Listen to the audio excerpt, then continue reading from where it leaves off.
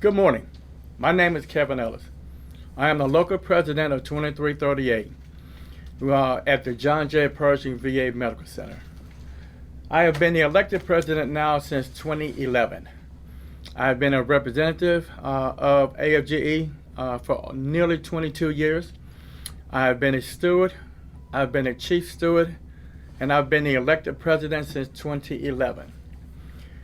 By Constitution, AFG's Constitution, I have the direct oversight of the entire local here, Local 2338. We have elected officers such as a first vice president, a second vice president, a treasurer, and a secretary. Of those 5 positions, 3 of them have duties outlined in the Constitution: the president, the secretary, and the treasurer. The duties outlined in the Constitution for the first vice president and the second vice president are duties that are assigned to them by the president of the local, which is me. So I am the only one who can assign duties to the first and second vice president and remove duties of the first and second vice president, as well as any stewards that are within our local. The only person that I cannot remove or change duties for are the secretary and the treasurer, because those are defined by Constitution. Now, the reason why I'm making this video for you is a simple reason.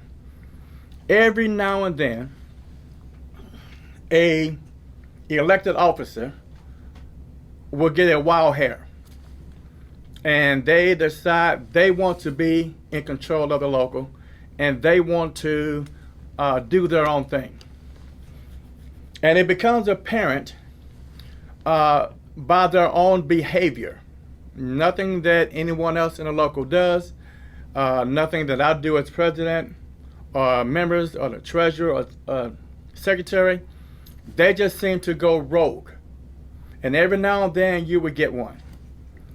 We currently have one that is going rogue. Now, I'm going to tell you a story that is going to explain to you in detail how bad Mr. Lampley is and has been. We had a meeting with VACO, VA Central Office.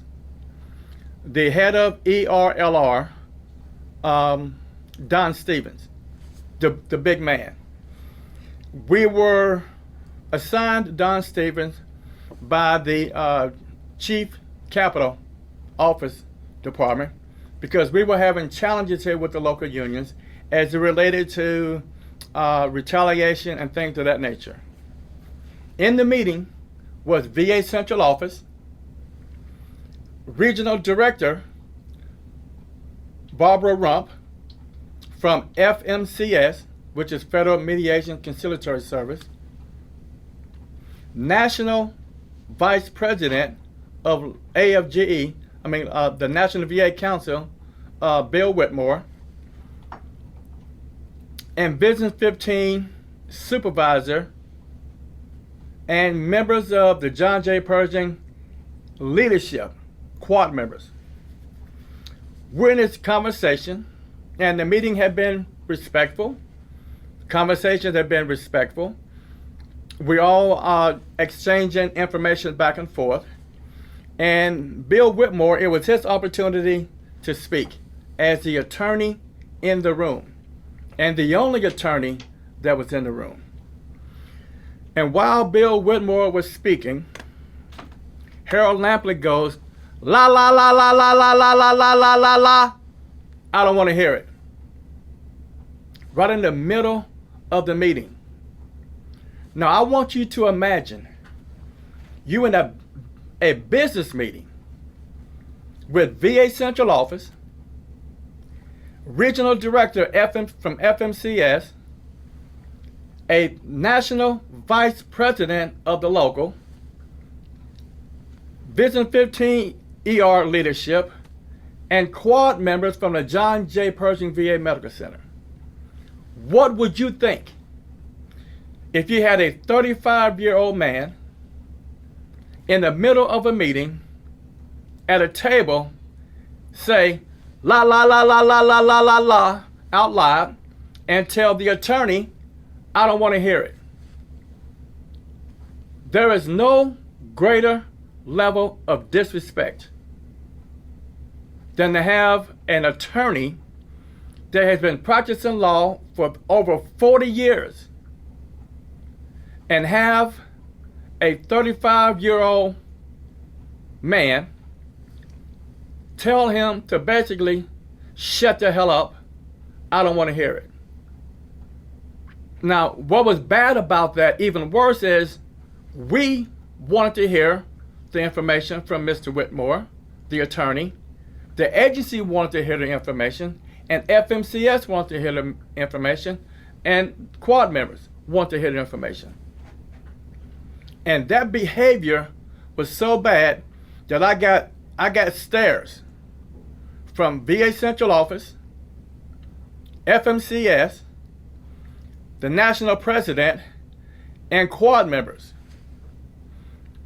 At our very next break, I was called to a meeting. And I was informed that Mr. Lampley, this is the last time they want to be engaged in a meeting involving Mr. Lampley. I understood their anger, I understood their disappointment, and I understood their position.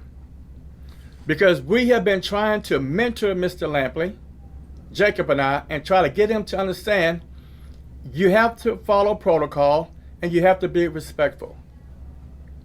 So normally when you travel as a president and you go to meetings, you normally take your first vice president with you. A few months later, I'm setting up another meeting to go meet with VA Central Office, Vision 15 leadership, and I was reminded during that conversation, you will not bring Harold Lampley. And I understood. And I told Mr. Lampley he would not be going. And I left it at that. Now, as we continued moving forward, there was additional meetings that we were having amongst ourselves.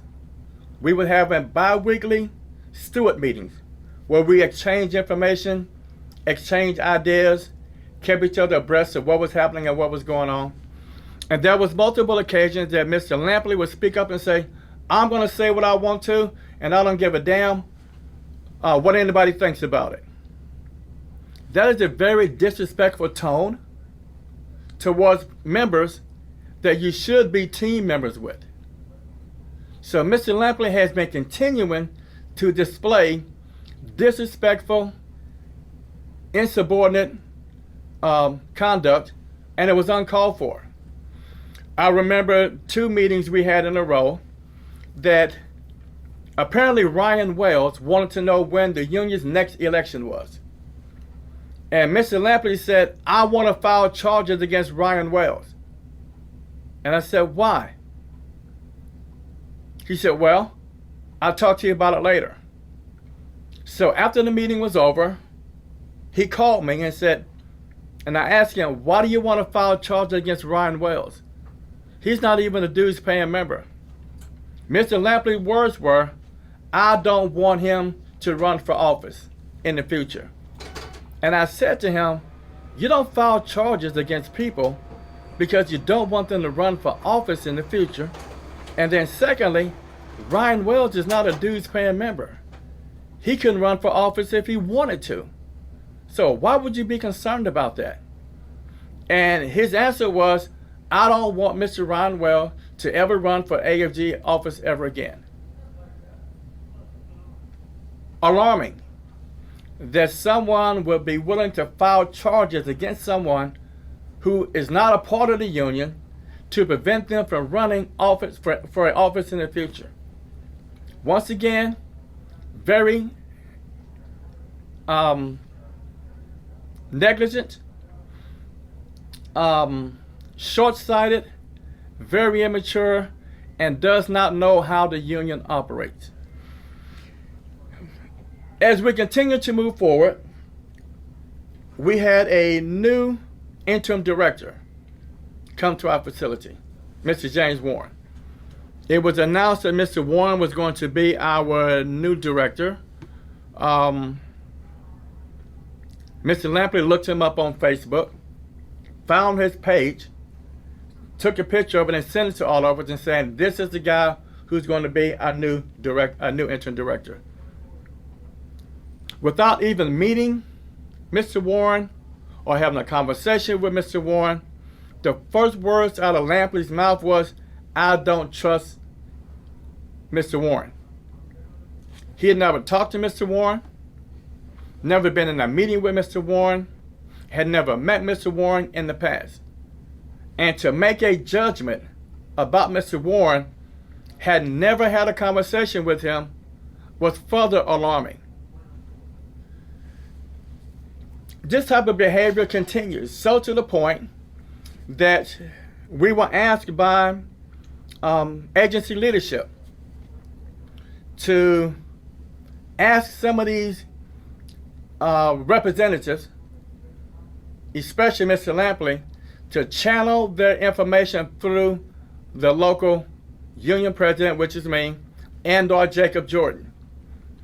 We have been meeting with Mr. Warren, and we have started the partnership forum back up because Mr. Warren wants to find a way to reinvite the union back to the table and begin having conversations about how to resolve issues without always having to file a ULP and file grievances. And one of the meetings we had with Mr. Warren, he asked us if we would not file a ULP and not file a grievance until we had the opportunity to come to the table and have a conversation about it during partnership forum. And we agreed to that. And I said to them, would you also not file any ULPs against the local union or grievances until everything came to the partnership forum? Both parties agreed, yes, that would be the best way to restart a partnership forum and to build trust and mutual respect amongst the parties. We left that meeting and shared that meeting with all of our stewards.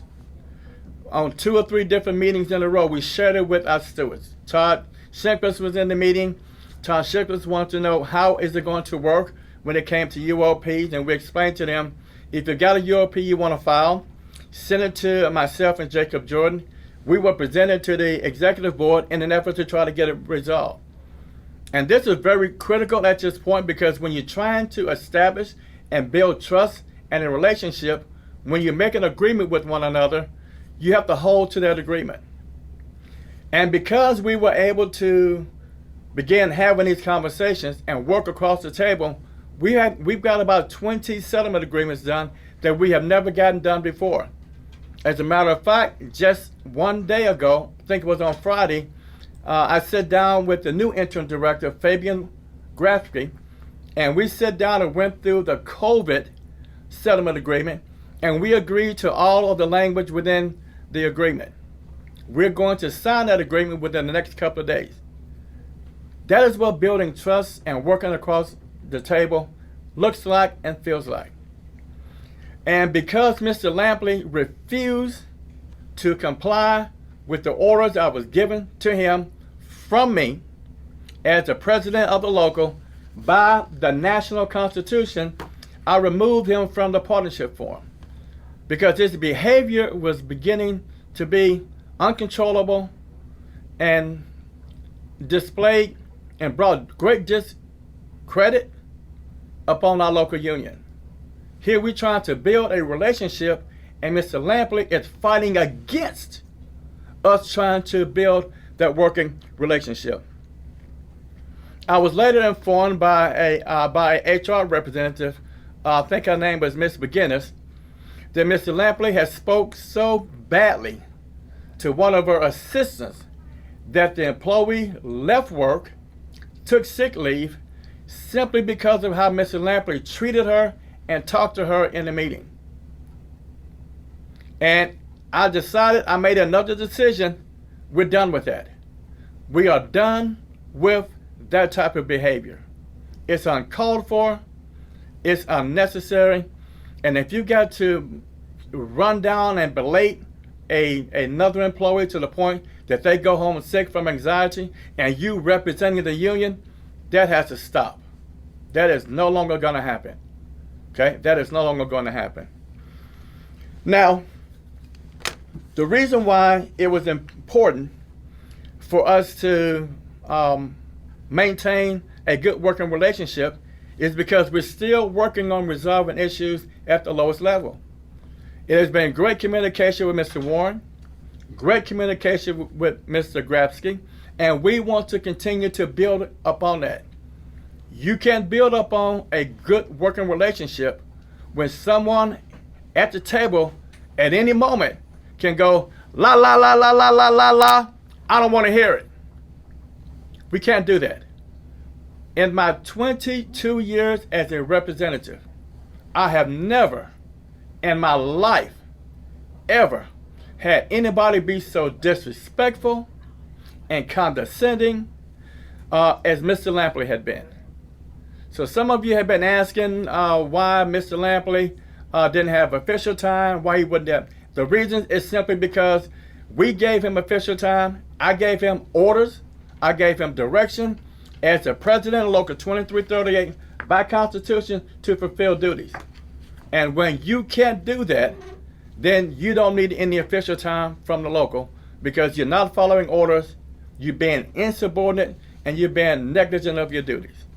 So if you hear some language and some noise about situations involving Mr. Lampley, that is exactly what's happening. Okay, just so that you know yourself. Mr. Lampley wants to be in charge, and he wants his own union. Mr. Lampley wants to be the president. It would not be a surprise to me that if he's filed charges on me, he's probably filed charges on the national president. He's probably filed charges on our district president. He's probably filed charges on the council president. Mr. Lampley likes to file charges on anybody who does not agree with him, or he gets into disrespectful conduct and begins to act towards him in a way that is unbecoming of a officer or a representative of the union. Not only Local 2338, but I can promise you, District 9 wouldn't have him representing District 9. The council wouldn't have him representing or speaking on behalf of the council. And if they wouldn't, then why would we? Okay? So with that being said, we have a lot of irons in the fire that we have to deal with right now. There's new presidential administrations coming in, and they are attacking the federal workforce. That is what we should be spending our time working on. However, I felt a need right now to address this issue because some of you have been asking questions multiple times. What's the deal with Mr. Lampley? What's going on with him? Well, right now you have it from the horse's mouth. And any of the 1, 2, 3, 4, 5, 6, 7, 8, 9, 10, 11, any of the 12 people that were in that meeting can attest to how bad Mr. Lampley's conduct and behavior was. All right? God bless you. We have much work to do, and you'll be hearing from me very soon on many other matters that affect you, your employment, and your family stability. God bless you.